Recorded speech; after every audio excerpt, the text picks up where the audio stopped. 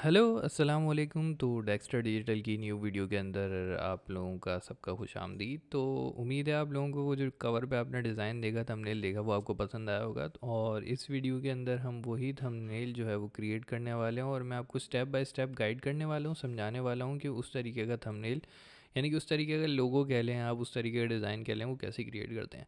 Basically वो जो था एक लोगो प्लस टी शर्ट डिज़ाइन था। वो मेरा एक क्लाइंट था जो कि मुझे फाइवर पे मिला और उस क्लाइंट की रिक्वायरमेंट थी कि मुझे इस तरीके का एक बैज टाइप का लोगो चाहिए जो कि मैं टी शर्ट के लिए भी यूज़ कर सकूं एंड एज़ वेल एज़ मैं उसको एक लोगो पर्पज़ के लिए भी यूज़ कर सकूं।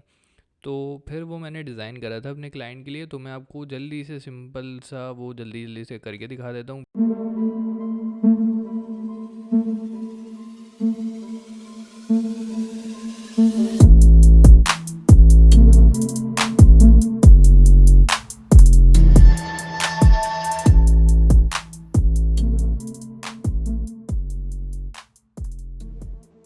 मेरे क्लाइंट की रिक्वायरमेंट थी कि मैक्सिमम हम लोग 4 कलर्स को यूज़ कर लें।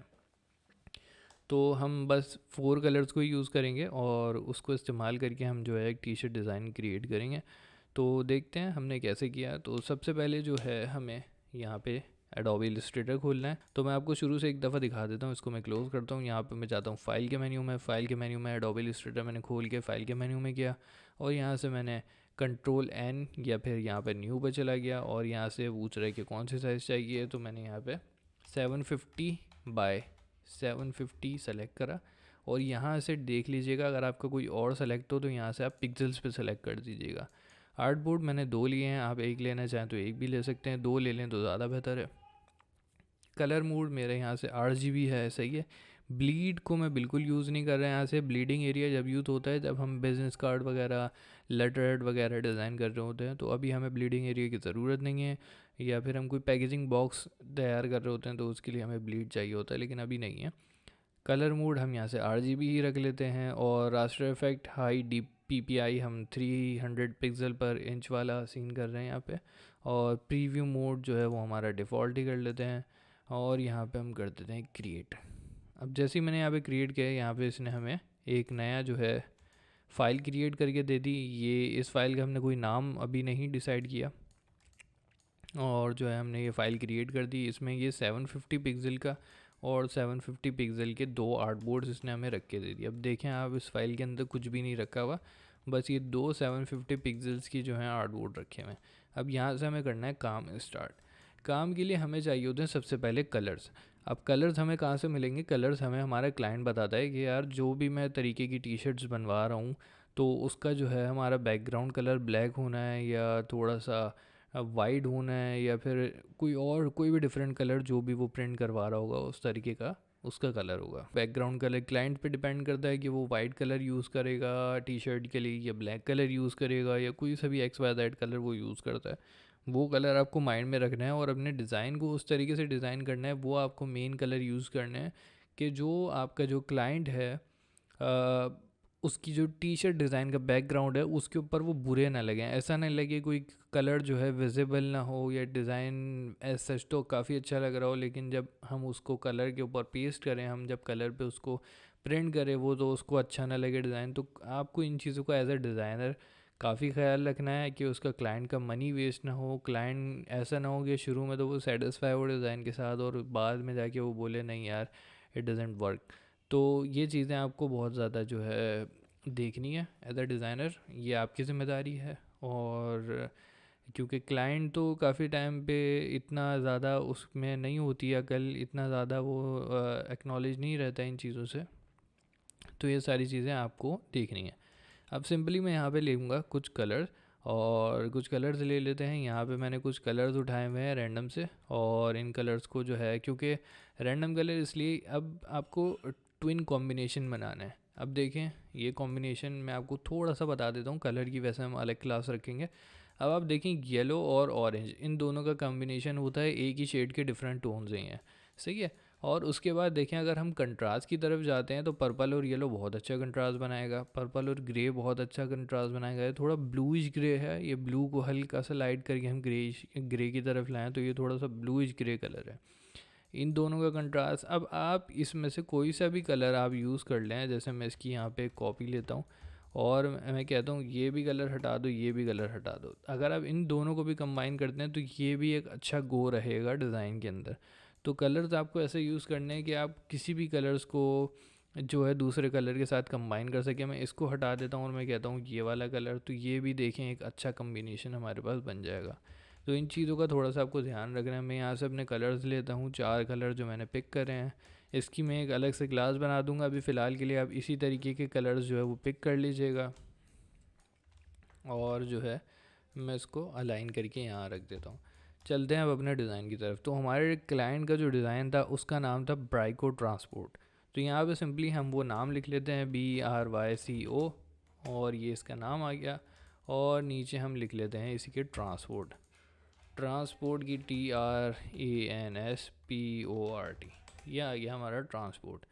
अब इन दोनों को जो है हमें एक अच्छा सा फ़ॉन्ट देना है। तो फ़ॉन्ट मुझे तो जो मोस्टली पसंद है, और जिस तरीके का डिज़ाइन मेरे माइंड में था, क्योंकि इसके पीछे एक बहुत बड़ा थॉट प्रोसेस भी था। अभी तो मैं आपको स्टेप बाय स्टेप खाली ये बता रहा हूँ कि हम किस तरीके से जो है डिज़ाइन को क्रिएट कर सकते हैं, यानी कि स्टेप बाय स्टेप। लेकिन इसके पीछे का जो थॉट प्रोसेस था, thought process behind this design, वो जो है वो बहुत ही ज़्यादा लंबी स्टोरी हो जाती है। तो वो मैं आपको नहीं बता रहा अभी, लेकिन हमें step by step design create करना है। तो चलिए फिर इसके लिए एक अच्छा सा फ़ॉन्ट देखते हैं। तो मुझे जो मेनली और मोस्टली जो फ़ॉन्ट पसंद है वो है इम्पैक्ट। तो हम अपना इम्पैक्ट फ़ॉन्ट ही यूज़ करेंगे।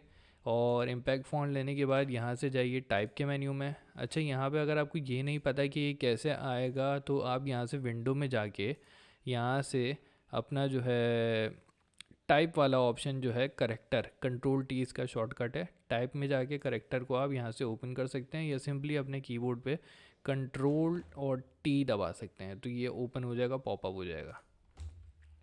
तो इसका हमने फ़ॉन्ट चेंज करके इम्पैक्ट फ़ॉन्ट कर दिया। ऊपर भी अगर आप ये फ़ॉन्ट सेलेक्ट करेंगे तो ये दिखा रहा होगा इसके कि कौन सा फ़ॉन्ट है, ये क्या है। यहाँ से भी आप इसको जो है इम्पैक्ट पे रख सकते हैं।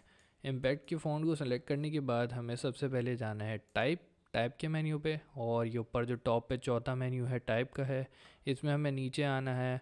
और इसके अंदर जो है हमें यहाँ पे जो चेंज केस का ऑप्शन आ रहा है, चेंज केस में जाके इन सबको कर देना है अपर केस, क्योंकि मैं जिस तरीके का डिज़ाइन क्रिएट कर रहा हूँ तो उसमें सारे लेटर्स जो हैं वो बड़े होंगे। लोअर केस में ये रहता है सारे लेटर्स छोटे होते हैं, जैसे कि अभी हैं। और टाइटल केस में ये रहता है वर्ड का पहला लेटर बड़ा होता है और बाकी के सारे लेटर्स छोटे होते हैं। फिर दूसरे वर्ड का पहला लेटर बड़ा होता है, फिर सारे वर्ड छोटे होते हैं। और सेंटेंस केस में अगर आप जाएंगे तो इसके अंदर जो है पहला लेटर बड़ा होगा, उसके बाद जो सारे लेटर्स होंगे वो छोटे होंगे। फिर अगर आप गैप दे के दूसरा पैराग्राफ स्टार्ट करते हैं तो दूसरे सेंटेंस का पहला लेटर बड़ा होगा। तो ये काफ़ी हेल्पफुल रहता है अगर आप जो है बुक वगैरह डिज़ाइन कर रहे होते हैं या ई बुक्स वगैरह पे काम कर रहे होते हैं तब। तो अभी हम सिंपली सबको जाके यहाँ से अपर केस कर देंगे। अगर आप यहाँ से Ctrl+T अपने कीबोर्ड पे प्रेस करें तो यहाँ पे भी आपको थोड़े बहुत इसके जो है करेक्टर्स दिख रहे होंगे, यहाँ से भी आप चीज़ों को कर सकते हैं।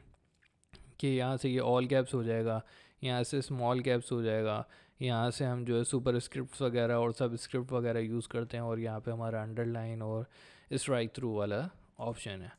तो यहाँ से हमारा हो गया फ़ॉन्ट का सारा सीन ऑन।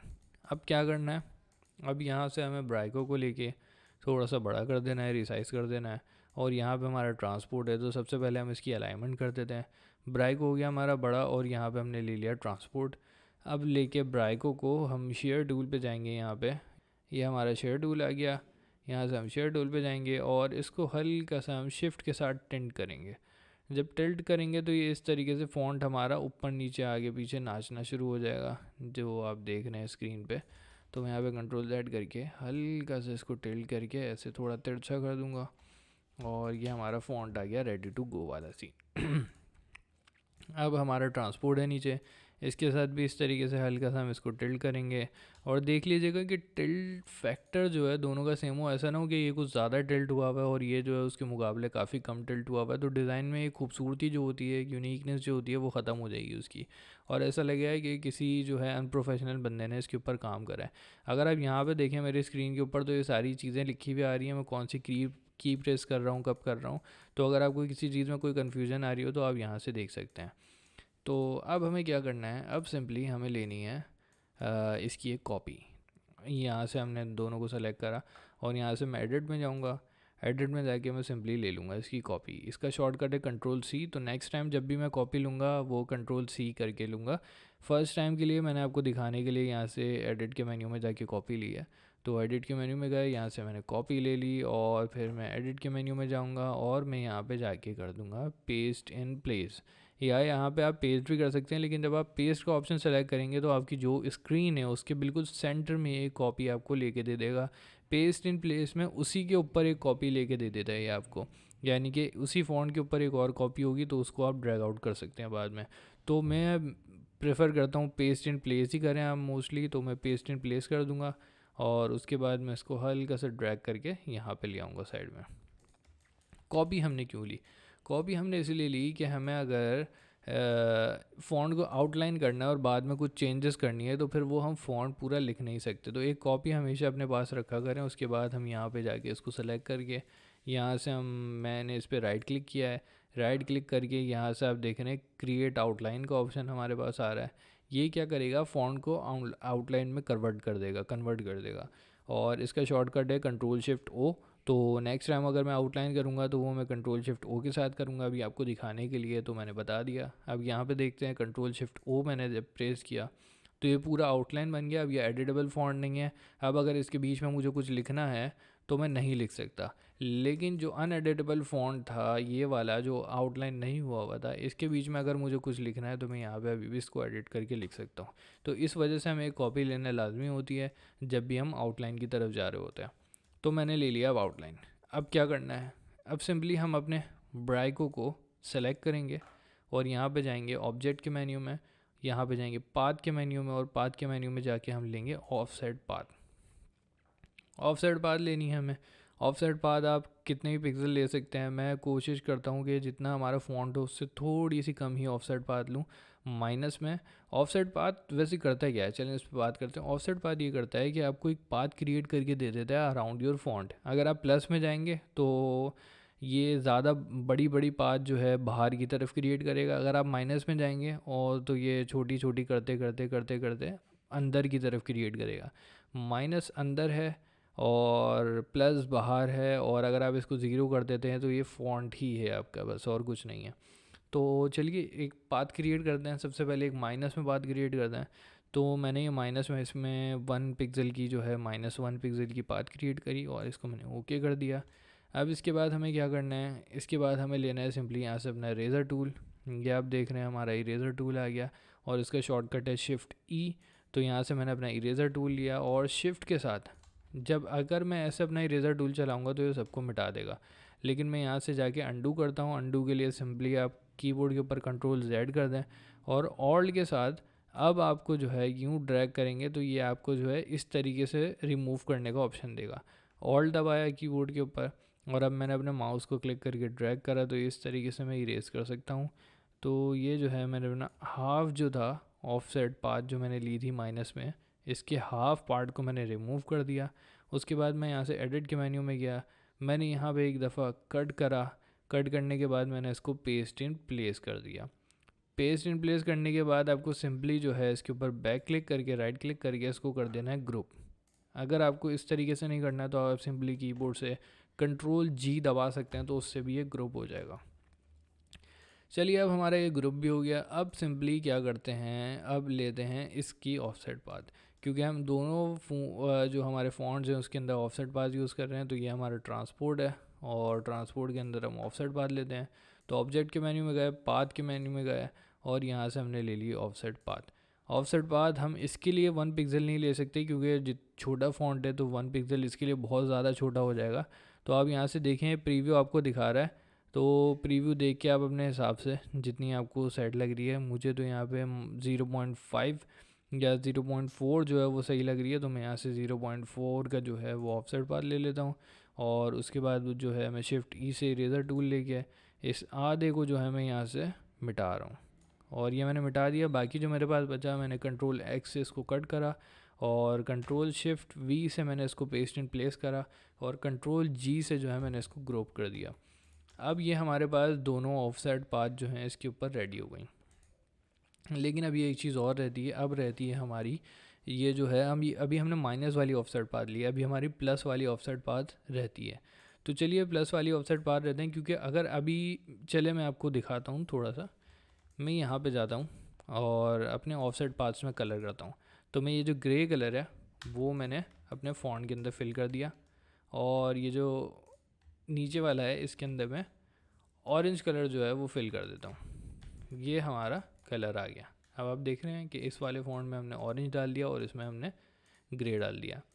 अब अगर मैं इसको उठाता हूँ, इन दोनों को मैंने सेलेक्ट करा और इसको उठा के मैं इसके ऊपर रखता हूँ, ठीक है। और इन दोनों को सेलेक्ट करके मैं थोड़ा सेंड टू बैक कर देता हूँ। यहाँ पे हम गए अरेंज में गए और यहाँ पे हम सेंड टू बैक में चले गए। तो आप देख रहे हैं कि ये जो लाइन है, जब ये ग्रे पर आ रहा है हमारा टी तब तो ये विजिबल है, लेकिन जब ये ब्लैक पर आ रहा है तब ये विजिबल ही नहीं है, तब ये यहाँ से गायब हो रहा है। तो इसके लिए हमें ऑफसेट पाथ का यूज़ करना है। इन दोनों फॉन्ट्स को मैं सेलेक्ट करूँगा, इन दोनों चीज़ों को, ऑब्जेक्ट को सेलेक्ट करके यहाँ पे पाथ में जाऊँगा, ऑफसेट पाथ में जाऊँगा, और यहाँ पे जो है मैं प्लस के अंदर एक ऑफसेट पाथ क्रिएट करूँगा। और +1 आई थिंक के इनफ है इसके लिए, तो +1 की मैंने एक ऑफसेट पाथ ले ली, और ऑफसेट पाथ लेने के बाद जो है मैं इसको कर दूँगा कट। कट के लिए सिंपली आप Ctrl+X यूज़ कर सकते हैं। कट करने के बाद इसको पेस्ट इन प्लेस कर सकते हैं। एडिट के मेन्यू में गए, यहाँ से हमने इसको पेस्ट इन प्लेस कर दिया। पेस्ट इन प्लेस करने के बाद हम यहाँ से जो है इसको मर्ज कर देंगे पाथ फाइंडर से। अगर आपके पास पाथ फाइंडर टूल नहीं शो हो रहा तो विंडो में जाके आप यहाँ से ABCDEFGHIJKLMNOP, यहाँ से P में आपको पाथ फाइंडर दिख जाएगा, और Ctrl+Shift+F9 दबाएंगे तो ये आपके स्क्रीन पे शॉर्टकट के थ्रू भी आ जाएगा, वरना आप विंडो में जाके उसको ले सकते हैं। तो यहाँ से हमने पाथ फाइंडर को ओपन करा, और पाथ फाइंडर को ओपन करके हमने इन सबको कर दिया मर्ज कर दिया। अब ये जो हमारे पास जो पाथ बनी है पूरी मर्ज हुई हुई, इसके अंदर हमें लेना है ब्लैक कलर। ब्लैक कलर ले लिया। अब ये जो हमारी पाथ है ये हमारे फ़ॉन्ट के ऊपर है, यानी कि अगर मैं इसको कट करके दिखाऊं Ctrl+X से, तो ये देख रहे हैं ये हमारा फ़ॉन्ट है, और हमारी जो पाथ है मैं Ctrl+Z करता हूँ तो इसके ऊपर आ रही है। अभी हमें इसको करना है सेंड टू बैक। यहाँ से हम जाएंगे अरेंज में जाएंगे, और अरेंज में जाने के बाद हम इसको कर देंगे सेंड बैकवर्ड। जब मैंने सेंड बैकवर्ड करा तो ये एक स्टेप बैक गई है, अभी हमें इसको करना है एक और स्टेप बैक। तो यहाँ से मैं शॉर्टकट के थ्रू इसको बैकवर्ड भेज रहा हूँ, और अब ये बैकवर्ड जा चुकी है। जैसे कि मैं आपको दिखाता हूँ एक दफ़ा। अब जो है मैं अपना फ़ॉन्ट का जो कलर जो है चेंज कर देता हूँ तो आपको समझ आ जाएगा।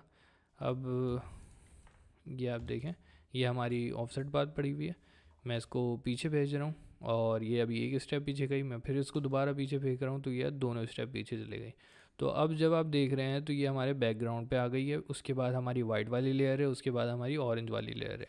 इस तरीके से जो है हमारा एक पाथ जो है क्रिएट हो गया। अब जो है मैं सिंपली क्या करूँगा कि इस वाले फ़ॉन्ट का कलर भी कर दूँगा चेंज। इस वाले फ़ॉन्ट का कलर हम कर लेते हैं वाइट, और अब लेते हैं इसके ऊपर एक ऑफसेट पाथ। ऑब्जेक्ट में गए, पाथ में जाके ऑफसेट पाथ में गए, और इसके ऊपर हमने जो है वो 2 पिक्सल की जो है ऑफसेट पाथ ले ली, और यहाँ से हमने कर दिया ओके करने के बाद हमने सिंपली इसको कट करके पेस्ट इन प्लेस करा, और इसको जो है हमने कर दिया मर्ज करने के बाद इसका कलर हमने कर दिया ब्लैक करने के बाद हमने इसको कर दिया सेंड टू बैक। लेकिन अभी इसके अंदर एक मसला है। मसला क्या है? मसला ये है कि अगर आप हमारी ऑफसेट पाथ को देखेंगे, ऑफसेट पाथ तो ऐसे हमारी सही है, प्रॉपर है, लेकिन इसके बीच में है गैप्स।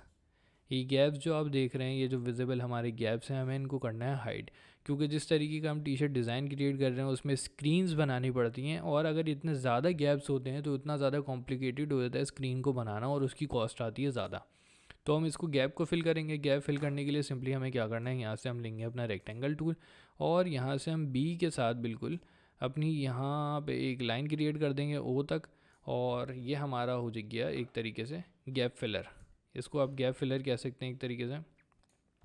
अब यहाँ पे आप देखेंगे थोड़ा सा मसला है कि यहाँ से थोड़ा बाहर जा रहा है, तो मैं ए के साथ पकड़ के इसको एक इसके जो वो कॉर्नर है इसको सेलेक्ट करके यहाँ पे जो है इसके साथ कर दूँगा अलाइन। ये मेरा हो गया अलाइन। बिल्कुल आप देख के बिल्कुल एहतियात से कीजिएगा कि कोई जो चीज़ है वो एक्स्ट्रा बाहर ना जा रही हो, या जो डिज़ाइन की खूबसूरती में कमी ला रही हो। तो यहाँ से हमारा परफेक्ट है। अब यहाँ पे हम एक नज़र देख लेते हैं। यहाँ से हम इस वाले पॉइंट को सेलेक्ट करके यहाँ से ड्रैग करके बिल्कुल इसके साथ मैच कर देते हैं। अब अगर आप देखें तो ये वाला जो है हमारा एरिया बिल्कुल सही हो गया। अब इसको सेलेक्ट करें, अपनी पाथ को सेलेक्ट करें, और इन दोनों को करते हैं मर्ज। अब जब आप इसको मर्ज करेंगे तो ये वापस फ्रंट पर आ जाएगा। इसको वापस से आप अपने अरेंज में जाएं, अरेंज में जाने के बाद इसको सेंड टू बैक कर दें। अब ये हो गया बिल्कुल हमारा बैक पे, और अब इसके अंदर कोई गैप्स भी नहीं है। यही चीज़ हम अपने ट्रांसपोर्ट के साथ भी कर लेंगे। तो ट्रांसपोर्ट के लिए भी मैं यहाँ पे जो है एक रेक्टेंगल सा क्रिएट कर रहा हूँ, और जो है यहाँ से जो है इसकी लाइंस वगैरह देख के इन दोनों को मैं सेलेक्ट करके यहाँ से जो है इसको मर्ज कर रहा हूँ। ये हो गया हमारा मर्ज, और इसको मैं कर रहा हूँ send to back. Send to back करने के बाद जो है इस तरीके से हमारा कुछ जो है ओवरऑल व्यू आ रहा है इसका। अब मैं क्या करूँगा, इस वाले डिज़ाइन की ऑफसेट पाथ और इस वाले डिज़ाइन की ऑफसेट पाथ, इन दोनों को करूँगा सेलेक्ट, और ऑब्जेक्ट के मेन्यू में जाऊँगा, पाथ में जाऊँगा, और एक और ऑफसेट पाथ जो है इन दोनों पे मर्ज कंबाइन ऑफसेट पाथ जो है मैं इसको यूज़ करूँगा। अब ये जो है हमारी 1.5 पिक्सल की 1.3 पिक्सल की कंबाइन ऑफसेट पाथ आ गई, और इन दोनों को मैंने मर्ज कर दिया। यहाँ पर आके पाथफाइंडर में इन दोनों को मैंने कर दिया मर्ज। मर्ज करने के बाद जो है मैं इसको सेंड टू बैक कर दूंगा इजीली। और अब जो है हम इसमें करेंगे कलरिंग। तो ये जो हमारी सबसे पीछे वाली ऑफसेट पाथ है, जो हमारी ओवरऑल ऑफसेट पाथ जो है, इसमें हम जाएंगे, और इसमें जाने के बाद सबसे पहले हम इसको देंगे एक orange colour. I think orange colour is good with this. तो आप देख रहे हैं ये हमारा आ गया ऑरेंज कलर। और ये जो अंदर वाला हमारा ब्लैक पाथ है, इसको जो है हम दे देते हैं हमारा पर्पल कलर। डार्क कलर जो है वो हम अंदर के लिए यूज़ कर रहे हैं। I think this is good. तो ये आ गया हमारा पर्पल कलर। और ये वाला जो हमारा फॉन्ट है ट्रांसपोर्ट वाला, इसमें हम येलो कलर दे देते हैं ताकि ये जो है आई कैची भी हो थोड़ा। तो ये हमने दे दिया इसको येलो कलर। तो I think this is good. तो ये अब हमारा डिज़ाइन जो है वो अपनी एक्चुअल जो है आप कह लें कि विजिबिलिटी में आ गया। अब हमें बनाना है इसके लिए एक बैकग्राउंड, क्योंकि जब हम क्लाइंट को डिज़ाइन भेजेंगे तो हम सिंपली ये बैज नहीं भेज सकते। हमें इसके लिए एक बैकग्राउंड चाहिए होगा ताकि क्लाइंट को जो है एक आइडिया हो जाए कि यार डिफरेंट बैकग्राउंड्स के ऊपर डिफरेंट कैसा लगेगा ये डिज़ाइन। तो मैं इस पूरे डिज़ाइन को सिलेक्ट कर रहा हूँ, और सेलेक्ट करने के बाद मैं कीबोर्ड पे कंट्रोल जी प्रेस कर रहा हूँ। तो ये हो गया हमारा ग्रुप। अब हमें बैकग्राउंड क्रिएट करना है। बैकग्राउंड के लिए सिंपली जो है मैं यहाँ पे अपना स्क्वायर टूल, रेक्टेंगल टूल लूँगा।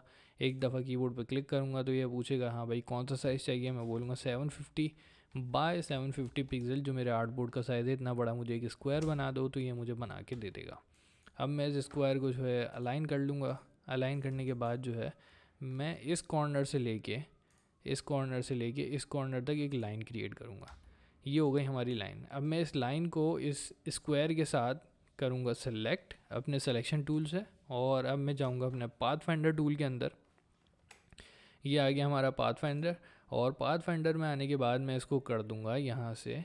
ये आप देख रहे हैं माइनस फ्रंट है, ये है हमारा इंसर्ट, और ये है हमारा एक्सक्लूड, और ये है हमारा डिवाइड।